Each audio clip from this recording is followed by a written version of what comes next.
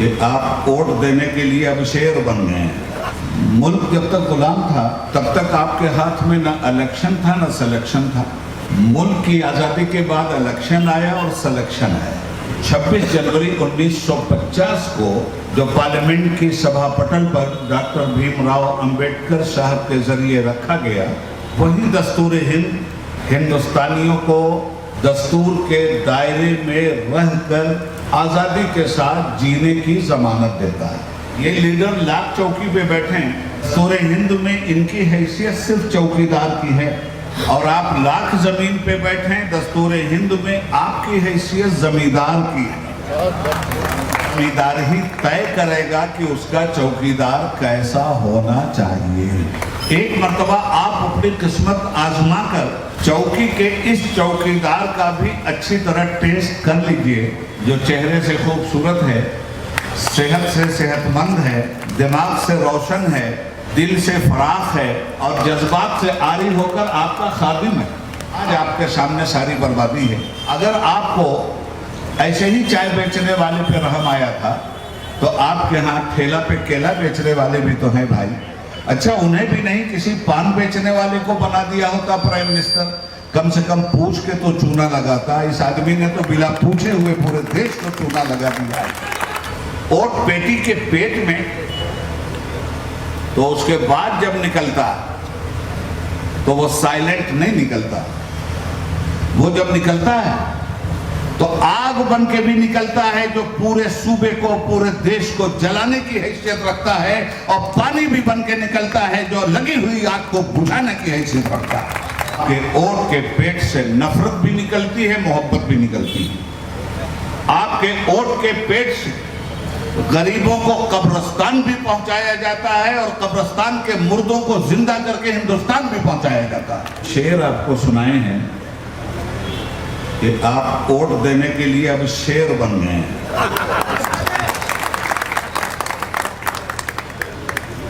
और शेर बनकर शेर को वोट दीजिए। ये मैं आपसे नासिर उस्ताद साहब के लिए अपील करने आया हूं। मुल्क के हालात को आप अच्छी तरह से जानते हैं। इलेक्शन की सियासत से भी आप वाकिफ हैं। मैं थोड़ी संजीदा बातें करूंगा आपसे, आपके जज्बात से खेलूंगा नहीं, और मुझे उम्मीद है कि ये संजीदा बातें आप आसानी से हजम भी कर लेंगे और बेकार भी नहीं लेंगे। बिरादरानी मोहतरम, इलेक्शन होता क्यों है और हर 5 साल के बाद ये रिवाइज क्यों होता है? मुल्क जब तक गुलाम था तब तक आपके हाथ में न इलेक्शन था न सिलेक्शन था।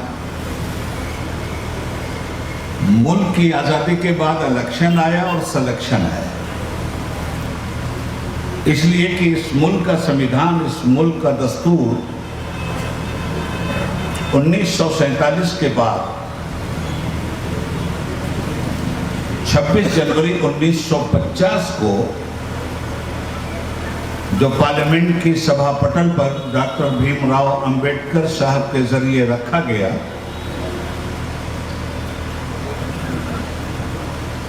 वही दस्तूर हिंद हिंदुस्तानियों को दस्तूर के दायरे में रहकर आज़ादी के साथ जीने की जमानत देता है। 47 से पहले आप वोट नहीं दे सकते थे, इसलिए कि देश गुलाम था, और 47 के बाद मुल्क के दस्तूर ने इस मुल्क की किस्मत आप हिंदुस्तानियों के हवाले कर दी। 5 साल के लिए एक चौकीदार चुन लीजिए, परमानेंट चौकीदार नहीं होना चाहिए। 5 साल के लिए चुनिए और टेस्ट कीजिए।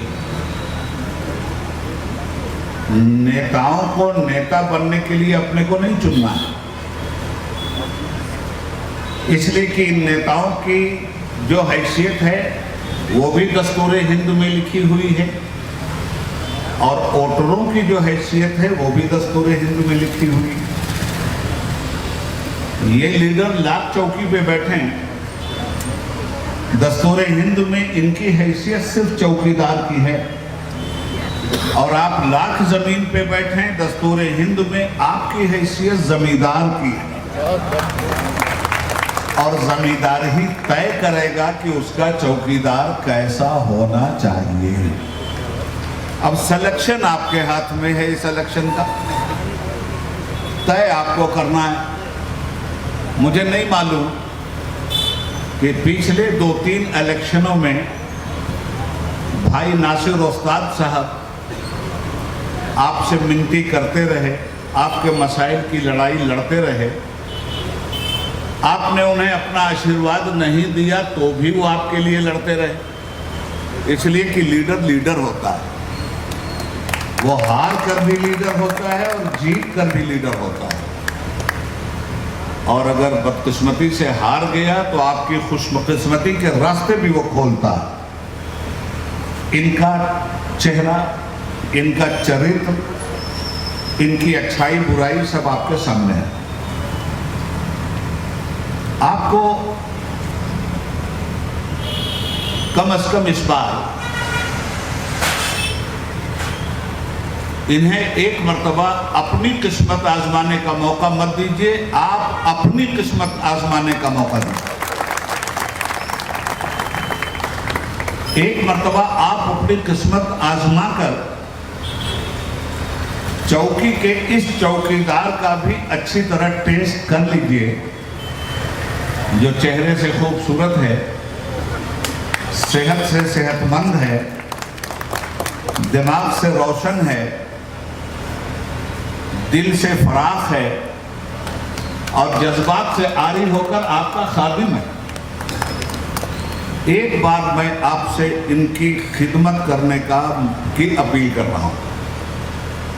मैं सियासत में बड़े उतार चढ़ाव देख चुका हूं। मुझे आज किसी के खिलाफ बोलने की जरूरत नहीं है, बल्कि इनके लिए वोट मांगने की जरूरत है, जिसके लिए मैं आपके पास आया हूं। हाँ, गुरमीत भाई ने एक बात कही थी कि वसूलों के लिए टकराना जरूरी है।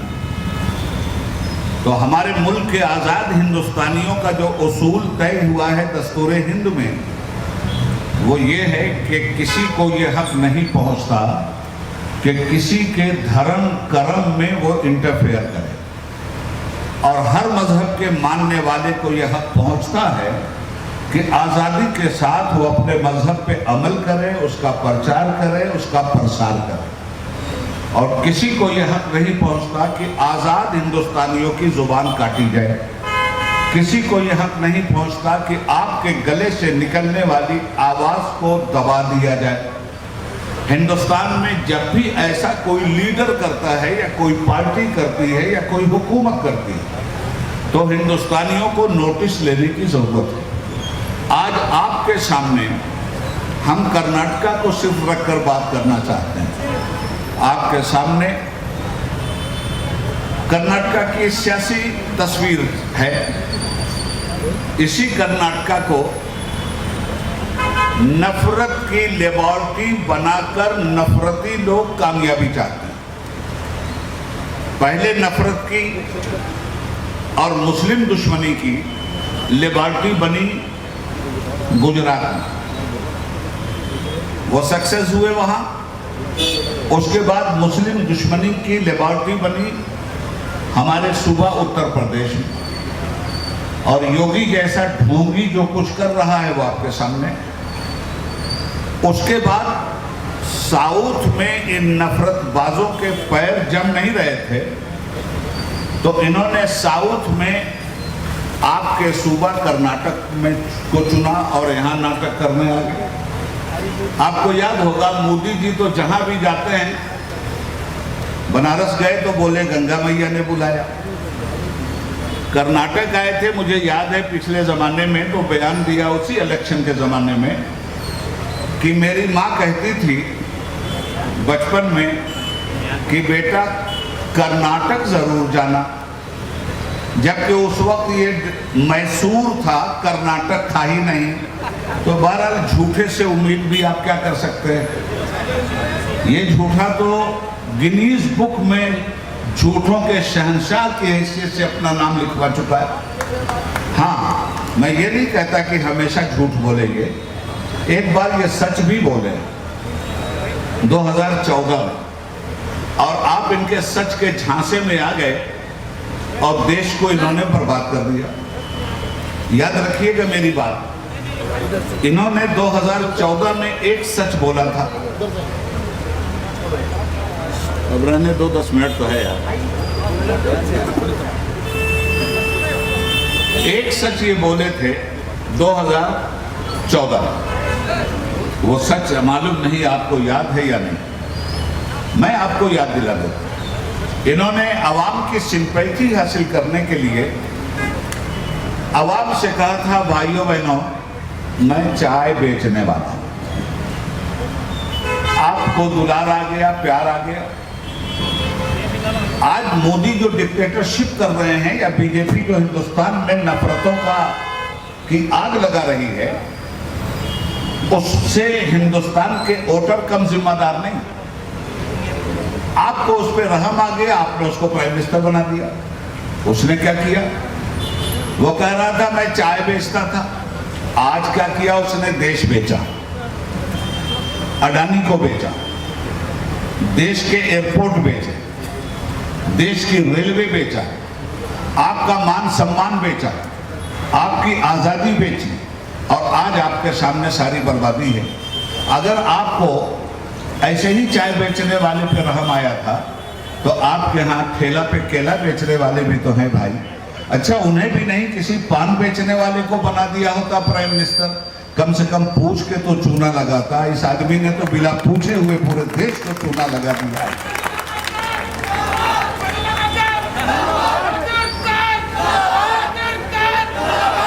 आपके मसाइल उठाने के लिए पीठ पे लाठी खाने का हौसला होना चाहिए। इसलिए कि जब किसी कौम को कोई डिक्टेटर गुलाम बनाने की नीयत रखता है, तो उस कौम को आज़ादी दिलाने वालों की पीठ पे लाठी बरसाता है, उस कौम की आज़ादी दिलाने वाले लीडर को जेल में ठूसता है, उस कौम की आज़ादी दिलाने वाले लीडर की हत्या करता है, उस कौम की आज़ादी दिलाने वाले के बाल बच्चों का अगवा करता है, उस कौम को आज़ादी दिलाने वाले की इज्जत को बेइज्जती में तब्दील करता है। ये मॉब लंचिंग क्या है, ये हिजाब का मसला क्या है, ये सीए क्या है, ये एनआरसी क्या है, ये 4% जनता दल ने, मैं चूंकि जनता दल की हिमायत में आया हूं और इसलिए आया हूं कि मैं बाकायदा all India senior vice president of Janata Dal की हैसियत से आपको एड्रेस कर रहा हूं। मेरा फर्ज बनता है कि मैं अपनी पार्टी को जितवाने की आपसे अपील करूं। हम नेकोबद हुजूर को समझाए जाएंगे, मानो ना मानो जाने जहां अख्तियार है, अख्तियार आप ही का है, चुनना आप ही को। मैं आपसे ये कहना चाहता हूं कि क्या कमरुल इस्लाम भाई के बाद अल्लाह उन्हें जन्नत अता फरमाए, वो लीडर थे, मगर उसके बाद क्या कोई लीडर आपको मिला? क्या इस शहर को क़यादत की जरूरत नहीं है? क्या इस शहर में एक मजबूत कायद नहीं चाहिए? क्या इस शहर में कमरुल इस्लाम के ख्वाबों की ताबीर नहीं चाहिए? और अगर कमरुल इस्लाम के ख्वाबों की ताबीर और एक दूसरा कमरुल इस्लाम पैदा करना चाहते हो, तो मैं कहता हूं इस मर्तबा गलती मत करना, और आज के दौर के इस अजीम शान इंसान को पूरी ताकत के साथ नासिर उस्ताद को जितवाने की कोशिश करें। मैं मोटी मोटी बातें आपसे कर रहा हूं, वक्त कम है, एक 5 मिनट में अपनी बात को और समेटूंगा। देखिए, आपका वोट, ये जो मॉब लिंचिंग हो रही है, ये वोट की वजह से हो रही है। ये जो इंसानियत गारत हो रही है, ये वोट की वजह से हो रही है। क्यों? आप वोट की हैसियत को समझिए। जब तक आप वोट नहीं देते और आपका वोट मतदान के पेट में नहीं जाता, तब तक न वो मुस्कुराता है न हंसता है। न रोता। मगर जब ओट चला गया, ओट बेटी के पेट में, तो उसके बाद जब निकलता तो वो साइलेंट नहीं निकलता। वो जब निकलता है तो आग बन के भी निकलता है, जो पूरे सूबे को, पूरे देश को जलाने की हैसियत रखता है, और पानी भी बन के निकलता है जो लगी हुई आग को बुझाने की हैसियत रखता है। आपके ओट के पेट से क्या क्या निकलता है? आपके ओट के पेट से नफरत भी निकलती है, मोहब्बत भी निकलती है। आपके ओट के पेट से गरीबों को कब्रिस्तान भी पहुंचाया जाता है, और कब्रिस्तान के मुर्दों को जिंदा करके हिंदुस्तान भी पहुंचाया जाता है। आपके ओट की कीमत, आपके ओट से मेरे भाई क्या क्या निकलता है? आपके ओट से सिर्फ एक एमएलए नहीं निकलता, आपके ओट से आपके खेत की हरियाली निकलती है, आपके ओट से आपके खेत का पानी निकलता है, आपके ओट के पेट से आपकी नहरें निकलती हैं, आपके ओट के पेट से मेडिकल कॉलेज निकलता है, आपके ओट के पेट से इंजीनियरिंग कॉलेज निकलता है, आपके ओट के पेट से साइंटिस्ट निकलता है, आपके ओट से के पेट से मदरसे निकलते हैं, आपके ओट के पेट से रिजर्वेशन निकलता है, आपके ओट के पेट से इंसानियत निकलती है, आपके ओट के पेट से आदमियत निकलती है, और आपके ओट के पेट से हैवानियत भी निकलती है, आपके ओट के पेट से शैतानियत भी निकलती है, आपके ओट के पेट से इंसानियत का रहनुमा भी निकलता है, और इंसानियत को लूटने वाला डाकू भी निकलता है। आपके ओट के पेट से एक आजाद लीडर भी निकलेगा, और आपने वोट देने में अगर गलती किया तो आपके वोट से मैं नहीं जानता कि कौन सा भविष्य निकलेगा, कौन सा मुस्तकबिल निकलेगा। इसलिए मेरे भाइयों, अपने वोट की हैसियत को पहचानिए। वोट बिकने की चीज नहीं है। आजकल हमारे यहाँ एक जहन बन गया है, वोट के लिए नोट चाहिए, नोट के बगैर वोट नहीं देंगे। कसम खुदा की अपने नोट से हरामकारी है, ये अपने बाल बच्चों का मर्डर करने वाली बात है। आपको नोट लेके वोट नहीं देना है, अपने बच्चे को सर्विस दिलाने के लिए वोट देना है, अपने बच्चे को तालीम दिलाने के लिए वोट देना है, अपने बच्चे को जिंदगी बेहतर बनाने के लिए वोट देना है, अपने कारोबार की रक्षा सुरक्षा के लिए वोट देना है, अपने शहर की उन्नति प्रगति के लिए वोट देना है, अपने इलाके की खुशहाली के लिए वोट देना है, बर्बादी को खत्म करने के लिए वोट देना है, जहालत को खत्म करने के लिए वोट देना है, वीरान शहर को जंगल मंगल बनाने के लिए आपको वोट देना है। वोट की हैसियत को अपनी पहचानिए, इसलिए कि आपसे बेहतर इस देश को ना कोई बनाने वाला हो सकता है, ना आपसे ज्यादा बदतर इस देश को कोई बर्बाद करने वाला हो सकता है। इसलिए कि वोट ही के पेट से बर्बादी भी निकली है, और वोट ही के पेट से आबादी भी निकली है। फैसला आपको करना है। आज आकर वो तड़ीपार गुजरात का टकला आकर के यहाँ बोल गया कि हमने मुसलमानों का 4% रिजर्वेशन खत्म कर दिया। अरे बेईमान, तूने तो पूरे हिंदुस्तान की आबरू खराब कर दी। तू तो गुजरात का भगौड़ा, तेरे ऊपर तो केसेस सिर्फ मुस्लिम माफिया दिखाई दे रहे हैं, सिर्फ मुसलमान खराब दिखाई दे रहे हैं। तुम्हें हिंदुस्तान में और कोई चोर उचक्का चौकीदार नहीं दिखाई दे रहा है। इसलिए मैं आपसे गुजारिश करना चाहूँगा, और बड़े अदब से गुजारिश करना चाहूँगा कि आप बहुत समझदारी के साथ इस शहर को एक जवां मर्द लीडर दीजिए, एक ताकतवर लीडर दीजिए, मसाइल के लिए लड़ने वाला लीडर दीजिए, कलेक्टर की मेज पे बैठ के कलेक्टर की आंख में आंख डालने वाला लीडर दीजिए, एसपी के कमरे में जाकर हाथ पकड़ने वाला लीडर दीजिए, असेंबली में जाकर अपने मसाइल को उठाने वाला लीडर दीजिए, और हर तरह के गीदड़ से टकराने वाला लीडर दीजिए, जिसका नाम है नासिर उस्ताद। खुदा हाफिज़।